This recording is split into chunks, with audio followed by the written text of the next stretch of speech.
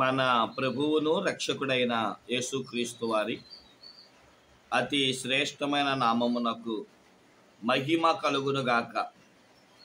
ప్రియమైన దైవ జనాంగమా, అనుదిన మన్నా అను ఆధ్యాత్మిక ప్రతి ఉదయకాల వర్తమానాల శీర్షికను మానక విడవక వీక్షిస్తూ ప్రభు యొక్క సన్నిధానమందు సిద్ధ మనసుతో ఆయన వాక్యాన్ని గైకుంటున్న మీ అందరికీ ప్రభు పేరిట శుభాలు వందనాలు తెలియజేస్తూ రండి ఈ పూట దేవుని వాక్యాన్ని చదువుదాం.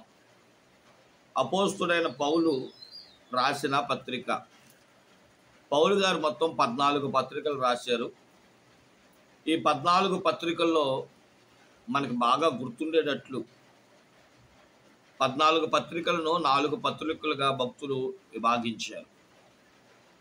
రోమ పత్రిక కాడి నుంచి ఎఫెసీ పత్రిక వరకు సిద్ధాంతాలతో కూడిన పత్రిక అని, అలాగే కొలస్సీల పత్రిక కాడి నుంచి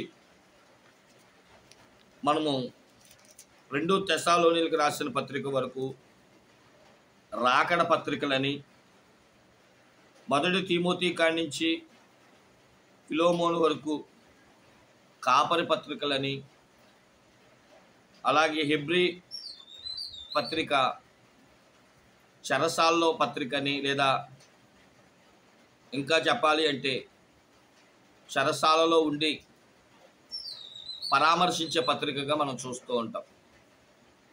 ఇలాగా కొంచెం అటు ఇటుగా మనం గమనిస్తే 4 విభాగాలుగా, ఒకటి మనం గమనించిన వారమైతే ప్రియమైన దేవుని బిడ్డలారా, ఈరోజు మనం రోమిలకు రాసిన పత్రిక 10వ అధ్యాయంలోని 8వ వచనం కాడి నుంచి, లేదా రోమపత్రిక 10వ అధ్యాయం 8వ వచనాన్ని చదువుకుందాం. అదేమని చెప్పుచున్నది? వాక్యము నీ యొద్దను, నీ నోటను, నీ హృదయములోనూ ఉన్నది, అది మేము ప్రకటించు విశ్వాస వాక్యమే. ఈ రోమపత్రిక 10వ అధ్యాయం 8వ వచనం చదువుతూ ఉంటే, నేటి కాలమందు సభలు, కూడికలు, ఏర్పాటు వేదికలు, మీటింగుల కొరకు సిద్ధపడుతున్న భక్తులు నాకు గుర్తుకొస్తున్నారు. ఒక దైవజనుడు నిలబడి దేవుని వాక్యం ప్రకటించడం, అది మీటింగ్ అయినా, సంఘమైనా, స్థానికమైన గృహ కూడికైనా, ఆ దైవజనుడు ఆ సువార్తను ఏ కోణంలో చూస్తున్నాడు అని అంటే, ఇక్కడ పరిశుద్ధాత్మదేవుడు రాయించాడు, అది మేము ప్రకటించు విశ్వాస వాక్యమే. ఈ విశ్వాస వాక్యము అనేది ప్రతి సేవకుడు కలిగి ఉండవలసిన ఒక భాగ్యం. ఎందుకంటే విశ్వాసము, వాక్యము అనేది మనం విభాగించి చూస్తే, ఒక విశ్వాసికి అవసరమైనది వాక్యమే. ఓ సంఘములో కార్యం జరగాలన్నా, ఓ సంఘం ఎదిగింది అని చెప్పాలన్నా విశ్వాసికి ఉండవలసింది వాక్యమే. ఈరోజు దౌర్భాగ్యం ఏంటయ్యా అంటే, మీటింగుల్లో పాటలు ఉంటున్నాయి, డ్యాన్స్ ప్రోగ్రాలు ఉంటున్నాయి, మిమిక్రీ స్కిట్లు ఉంటున్నాయి, ఇంకా అనేకమైన వాటి ఉంటున్నాయి, కానీ వాక్యం ఉండట్లేదు. ఒకవేళ వాక్యానికి అవకాశం ఇచ్చినా ఏ 10 గంటల తర్వాతనో 11 గంటల తర్వాతనో వాక్యానికి ఇస్తున్నాం, కానీ ఖచ్చితమైన దైవజనుడు అయితే అందరూ నిద్రపోక ముందే, అనగా 10 గంటల లోపే, అనగా 9 గంటల నుంచి 10 గంటల లోపే మనం ఎవరికైనా ఏమైనా సువార్త అందించగలము అనుకుంటే అదే ది రైట్ టైం. 8 గంటల కాడి నుంచి 10 లేదా 10:30 వరకు మనం అందించే వాక్యమే మనుషుల యొక్క హృదయంలోనికి వెళ్తుంది. అలా కాదు అనుకుంటే అందరూ నిద్రమత్తుల్లో లేపుకొని ఏదో మనం ప్రకటించేసాము దేవుని వాక్యం అన్నట్లుగానే ఉంటుంది. అందుకని బైబిల్ స్పష్టంగా చెప్తుంది, విశ్వాస వాక్యం అనేదంట దైవజనుడు యొక్క నోటలో దేవుడు పెట్టి, అది సంఘము మధ్యనే, సంఘం యొక్క నోటనే, సంఘం యొక్క హృదయంలోనే దేవుడు ఉంచాడంట. ఏ వాక్యం అయితే దైవజనుడు చెప్తాడో, అదే బైబిల్ గ్రంథం ద్వారా దేవుడు నాకు ఈ వాక్యాన్ని ముందే సిద్ధపరిచాడే, ఈ వాక్యం నా కోసమే అనుకుంటాడు. ఈ వాక్యాన్ని ఎప్పుడైతే హృదయంలోనికి చేర్చుకుంటాడో, కన్నీళ్లతో దేవుడిని ప్రభువులు ఒప్పుకొని వాక్యానుసారంగా నేను జీవించాలని నోటితో పాప క్షమాపణ, నోటితో ప్రభు దగ్గర ప్రార్థన విజ్ఞాపన చేసి, ఈ యేసయ్య నాకు కావాలి అని చేతులెత్తి సువార్త నిమిత్తం అతడు రక్షణ మారు మనసు పొందుతాడు. ఇది ఒక మీటింగ్లో జరగవలసింది. నేను అంటాను, ఓ ₹1,00,000 పెట్టి మీటింగ్ పెట్టడం గొప్ప కాదు, కానీ ₹1,00,00,000 ఖర్చు పెట్టి గొప్ప కార్యాలు చేయడం గొప్ప కాదు, కానీ మనం పెట్టే ఒక్కరోజు కూడికైనా, 3 రోజుల కూడికైనా, 10 రోజుల కూడికైనా, లేదా 20 రోజులు 50 రోజుల కూడికైనా, ఆ కూడికల్లో ఒక్క వ్యక్తి రక్షణ పొందినా అది మీటింగ్ సక్సెస్. కూడిక మనుషుల్లో ఉన్న ప్రతి ఒక్క చెత్తా చెదారం కూడుతో అంటే అనగా ఆ యొక్క కూడడమే. కూడిక తీసివేయాలి. చూడండి, మ్యాథ్స్ లెక్కల్లో ఆపోజిట్ వర్డ్స్ ఉంటాయి, కూడిక తీసివేత అని. ఎక్కడ కూడిక జరుగుతుందో అవి అక్కడ తీసివేత కార్యక్రమాలు జరగాలి. హృదయంలో పాపము తీసివేత, పశ్చాత్తాపము తీతో రక్షణను తీసివేత వంటి అనుభవాలు ఖచ్చితమైన అనుభవాలతో పొందవలసిన వారమై ఉన్నాం. కాబట్టి దేవుని యొక్క జనాంగమా, ప్రియమైన దేవుని బిడ్డలారా, ఈరోజు ఒక కూడికలో జరగవలసిన ఆ తీసివేతలు ఏంటో పరిశుద్ధాత్మ దేవుడు ఇక్కడ తెలియజేస్తున్నాడు. 9వ వచనం చూడండి. అదేమనగా, యేసు ప్రభువుని నీ నోటితో ఒప్పుకొని దేవుడు మృతుల్లో నుండి ఆయనను లేపినని నీ హృదయమందు విశ్వసించిన ఎడల నీవు రక్షించబడదువు. 10వ వచనం. ఎలయనగా నీతి కలుగునట్లు మనుష్యుడు హృదయముతో విశ్వసించి రక్షణ కలుగునట్లు నోటితో ఒప్పుకొనును. ఇది ఒక కూడికలో జరగవలసిన గొప్ప తీసివేత అనుభవం. శరీర ఇచ్ఛలను తీసివేసి ఈ శరీరముతో ప్రభువుని విశ్వసించడానికి, నోటితో ప్రభువుని ఒప్పుకోవడానికి జరగవలసిన ఒక గొప్ప కార్యాన్ని, దాన్నే విశ్వాస వాక్యము అని అంటారని బైబిల్ స్పష్టంగా తెలియజేస్తుంది. ఒక మీటింగ్లో జరగవలసిన ఒక గొప్ప ఆధ్యాత్మికమైన విషయం ఈరోజు ప్రతి సేవకుడు గుర్తించుకొని ఒక వేడుకను ఏర్పాటు చేసినప్పుడు జరిగించవలసిన విషయం. ఈరోజు ఒక మీటింగ్ ఏర్పాటు చేస్తున్నారు, తప్పుగా అనుకోకండి నేను ఈ మాటలు చెప్తున్నానని. ఎవరెవరో సేవకుని పిలిచేస్తున్నాడు, వారు ఏదేదో చెప్పేసి అయిపోయినాయి మా 3 రోజుల కూడిక, అయిపోయినాయి మా 10 రోజుల కూడిక, అయిపోయినాయి ఉపవాస కూడిక, అయిపోయినాయి పశ్చాత్తాప కూడిక, అయిపోయినాయి శుద్ధీకరణ కూడిక అనుకుంటున్నారే తప్ప వచ్చిన దైవజనుడు ఒక్కరినైనా రక్షించాడా?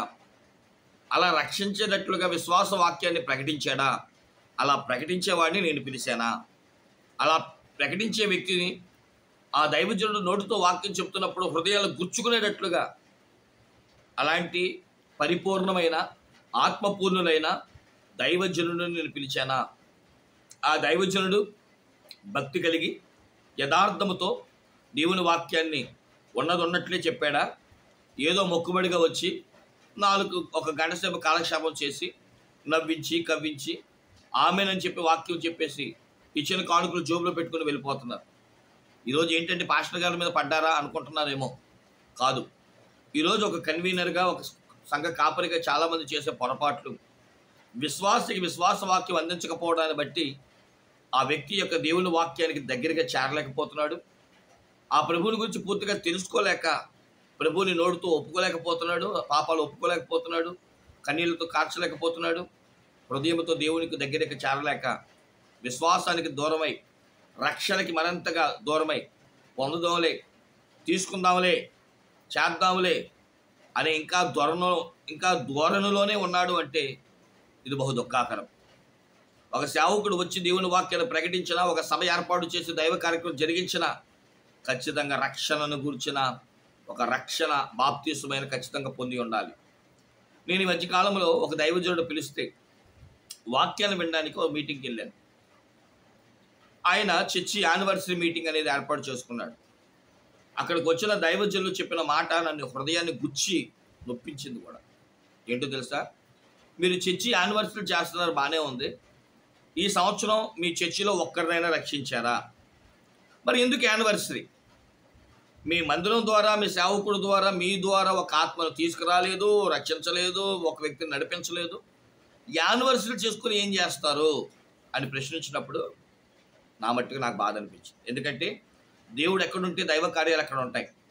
దేవుడు ఉన్న మందిరములో మందిరపు నిర్మాణమో, మందిరపు అభివృద్ధో, మందిరపు కార్యక్రమాలు జరుగుతాయి. దేవుడు ఉన్న మందిరములో విశ్వాస ప్రభు దగ్గర పశ్చాత్తాపము, రక్షణ, మారు మనస్సు, బాప్తీస్త కార్యక్రమం వల్ల వంటి విషయాలైనా జరగాలి. ఇప్పుడు నేను ఒక మాట అడుగుతాను, నువ్వు ఒక విశ్వాసమైనా, సేవకుడు అయినా, మరి ఎవరైనా సరే, నీ సంఘములో సంవత్సరానికి ఒక్క ఆత్మ రక్షించబడిందా? అలా రక్షణ పొందలేకపోతే ఒక్కసారి వెనక్కి తిరిగి చూడు. ఎన్ని సంవత్సరాలైందో, ఎన్ని నెలలైందో. ఇప్పటికే ఇది 5వ నెల ముగింపులకు కూడా వచ్చేస్తున్నాం. ఇంకొన్ని రోజులైతే 5వ నెల కూడా అయిపోతుంది. సమయం లేదు సహోదరుడా, సమయం సమీపిస్తుంది. ఇక 7 నెలలే ఉన్నాయి. దేవునికి లెక్క అప్పగించాల్సి వస్తే ఆయన రాకడికి దగ్గర పడుతున్నాం, యుగ సమాప్తికి దగ్గర పడుతున్నాం. ప్రభు హెచ్చరిస్తున్నాడు, విశ్వాసకి విశ్వాస వాక్యం అందట్లేదు, మీటింగ్లు ఏర్పాటు చేస్తున్నావు, ప్రయోజనం లేకుండా పోతున్నాయి. 1 కొరింథీ పత్రిక 3వ అధ్యాయం మనం చదువుకుంటే కొంతమంది అంటే దేవుని సువార్త గడ్డి కర్ర వంటి వాటితో సువార్త చేస్తున్నారు. ఎందుకంటే చీప్, ఓ సేవకుడిని చీప్, తక్కువ ధనము, తక్కువ మీటింగు, తక్కువ కార్యక్రమాలతో అయిపోయిస్తున్నారు. కానీ ఒక పరిచర్య వెండి బంగారము వెలగల రాళ్ల వంటి పరిచర్య ఉండాలి, విలువ కాస్ట్లీ. అలాగని చెప్పి నేను విచ్చలవిడితో తనం చేయమంటలా. నువ్వు పెట్టే కార్యక్రమం, ఆ వచ్చే దైవజనుడు కార్యక్రమం మంచిగా ఉండాలి, దైవజనుడు మంచి సేవకుడై ఉండాలి, ఆత్మపూర్ణులై ఉండాలి, భక్తి కలిగిన వాడై ఉండాలి. విశ్వాస వాక్యం అందించగలిగితే ఆ విశ్వాసి ప్రభువుని తెలుసుకుంటుంది. ఈరోజు చాలామంది వచ్చిన సేవకుని తెలుసుకుంటున్నారే తప్ప దేవుని తెలుసుకోవట్లా. కాబట్టి సేవకుడు దేవుడిని పరిచయం చేయాలి, దేవుడు రక్షణ పరిచయం చేయాలి, బాప్తిస కార్యక్రమాన్ని పరిచయం చేస్తే ఆ విశ్వాసి ఆ ప్రభువుని, ఆ వాక్యాన్ని, తనలో ఉన్న వాక్యాన్ని, తనతో చెప్పబడిన వాక్యాన్ని నోటితో ఒప్పుకొని మారు మనసు పొందుటకు పశ్చాత్తాపం పొంది రక్షణలోనికి వెళ్తుంది. హృదయం దగ్గరికి ప్రభువుకి అర్పిస్తుంది. రోమపత్రిక 12వ అధ్యాయం 1-2 వచనాల ప్రకారం రూపాంతరం చెందుతుంది, ఈ శరీరమును సమర్పించుకుంటుంది. అట్టి భాగ్యము దేవదేవుడు మనకు మన సంఘాలకు పరిచర్యకు అనుగ్రహించులాగన ప్రార్థన చేసుకుందామా? అందుకేగా కల్వరి శిలువలో మన ప్రభు మన కొరకు మరణించాడు. తలవంచండి, ప్రార్థన. పరిశుద్ధుడా ప్రేమమయ్య నీకే వందనాలు, అపారమైన నీ కృపకు స్తోత్రాలు. విన్న వాక్యం ప్రకారం జీవించే అనుభవం మాకు దయచేయండి. యేసు పరిశుద్ధ నామమున వేడుకొంచున్నాం మా పరమ తండ్రి, ఆమేన్. తండ్రి కుమార పరిశుద్ధ ఆత్మ దీవెన ఆశీర్వాదములు, రక్షణ మారుమనసు సిద్ధపాటు విశ్వాస యొక్క అనుభవం పరిశుద్ధాత్మ దేవుడు ఎల్లరికూ అనుగ్రహించును గాక. అందరికీ మరణాత.